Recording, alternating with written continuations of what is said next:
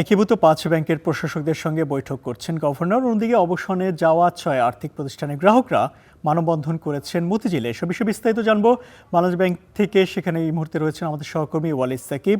ওয়ালিদ, বৈঠক তো শেষ হয়েছে কিনা একটু জানাবেন, আর বৈঠকে কি কি বিষয় নিয়ে আলোচনা হয়েছে এবং সেই বিষয়টি আপনি জানতে পেরেছেন কিনা?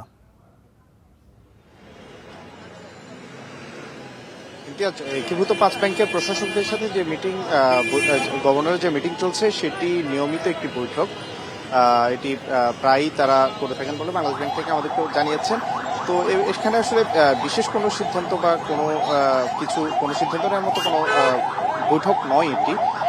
তবে আমরা একটি তথ্য জানতে পেরেছি যে এই একীভূত ৫ ব্যাংক, যে সম্মিলিত ইসলামী ব্যাংক গঠন হয়েছে, সেই সম্মিলিত ইসলামী ব্যাংকের এমডি নিয়োগের বিষয়ে হয়তো এখানে কথা হতে পারে। এটি যেহেতু এমডি নিয়োগের বিষয়টি প্রক্রিয়াধীন রয়েছে। আর আপনি শুনেছিলেন যে আপনি জানেন যে কিছুক্ষণ আগে এখানে, অর্থাৎ বাংলাদেশ ব্যাংকের সামনে মতিঝিলে শাপলা চত্বরে যে ৬টি আর্থিক প্রতিষ্ঠান রয়েছে ব্যাংক বহির্ভূত, সেই যেগুলো বন্ধ হওয়ার কথা রয়েছে, বন্ধের প্রক্রিয়ায় রয়েছে, বাংলাদেশ ব্যাংক থেকে বলা হচ্ছে এগুলো বন্ধ করা হবে।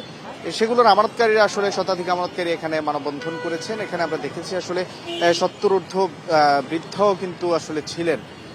এমন পরিস্থিতি যে অনেকে বলছেন যে, অনেকে আমাদেরকে জানিয়েছিলেন যে তাদের যিনি আসলে প্রকৃত আমানতকারী ছিলেন, সেই আমানতকারী আসলে তার নিজের অর্থ চিকিৎসার জন্য তুলতে পারেননি, বিনা চিকিৎসায় তিনি মারা গিয়েছিলেন। তার স্ত্রী, তার সন্তানরা এই মানববন্ধনে অংশ নিয়েছিলেন।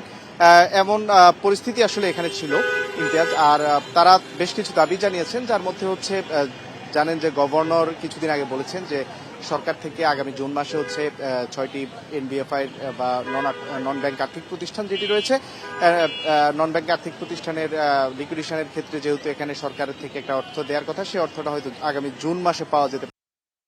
আমানতকারীরা আজকে এখানে সেটি হচ্ছে এই যে অর্থ ফেরতের যে প্রক্রিয়া, এই প্রক্রিয়া আসলে সুনির্দিষ্ট একটা রোড ম্যাপ ঘোষণা করার জন্য তারা বলেছিলেন, তারা তাদের দাবি জানিয়েছিলেন।